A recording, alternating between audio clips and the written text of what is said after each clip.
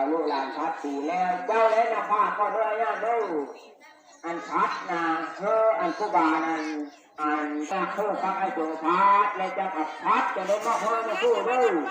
มาพูดให้หลานดูให้ดู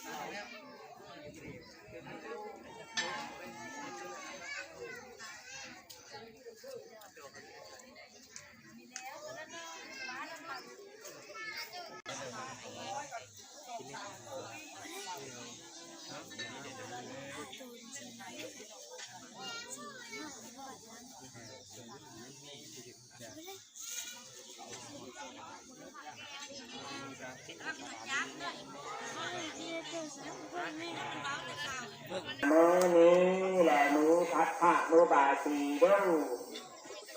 คุณใจอยู่นี่แห้งตัวกอดตัวเพิ่มตัวพ่นนั่นแหละมือมันไม่มีกันสั้นขอพักขอสีตาพุทธโลกน้อยหน่อยนะเบื้องลุงโลกเนี่ยเจ้าพ่อพุทธลา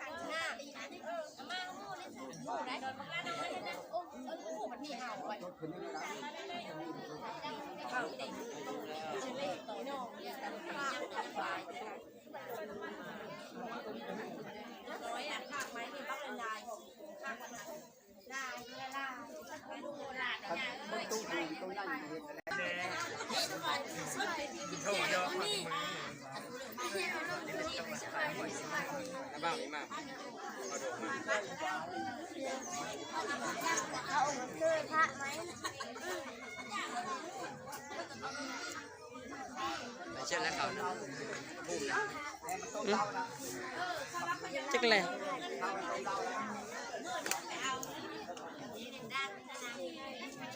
ชิด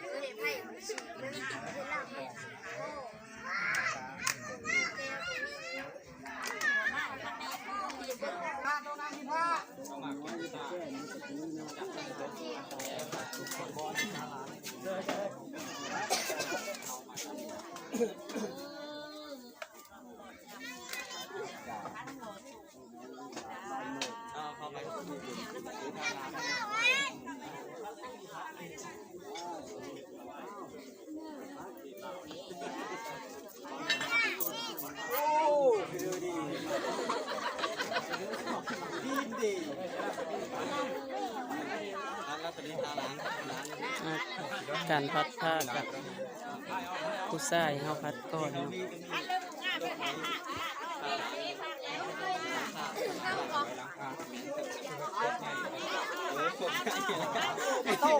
เอาเนอะ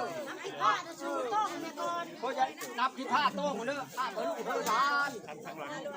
แล้วเอาเท่านั้นเองเฮ้ยโต้งมาเยอะเฮ้ยโต้ง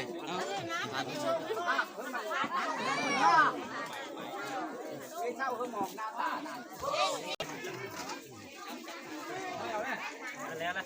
ลูกเพชรตัวไล่ไปเอาไปฆ่าให้หมด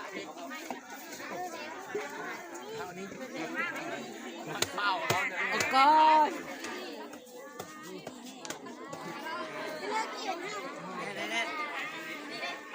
พัดมาซื้อองค์นี่ก็อะไรไงพัดมันได้กันที่เลยเขาไปพัดทั้งคู่สู่ไปทั้งคู่ได้เลยปัฒนาเอาหรอปัฒนา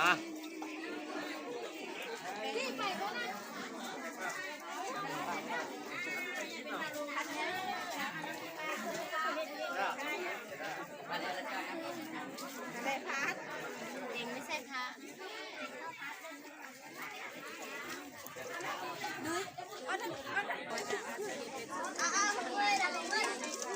โอ้ไป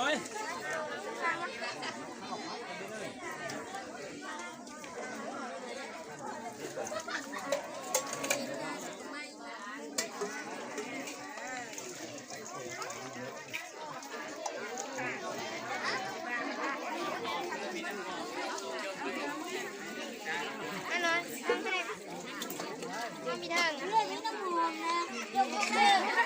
หอมใครโหดมาดิ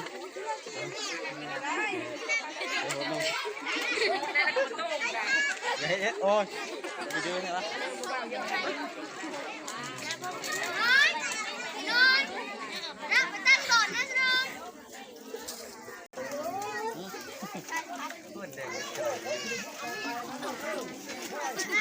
แล้วเลย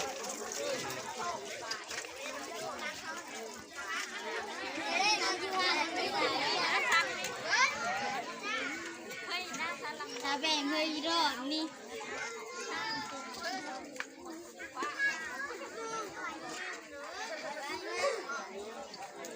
ไปเลย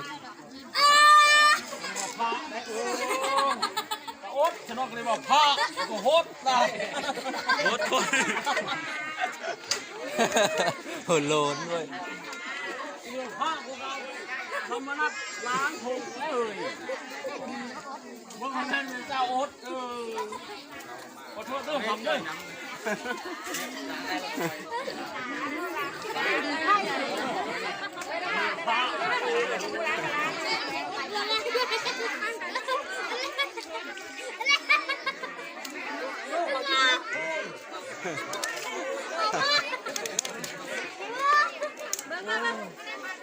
ยายนะพูดอะไรเช้าหรอ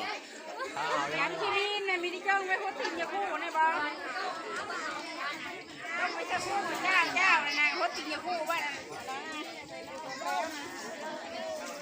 ว้าวนี่คืออะไรนะคะ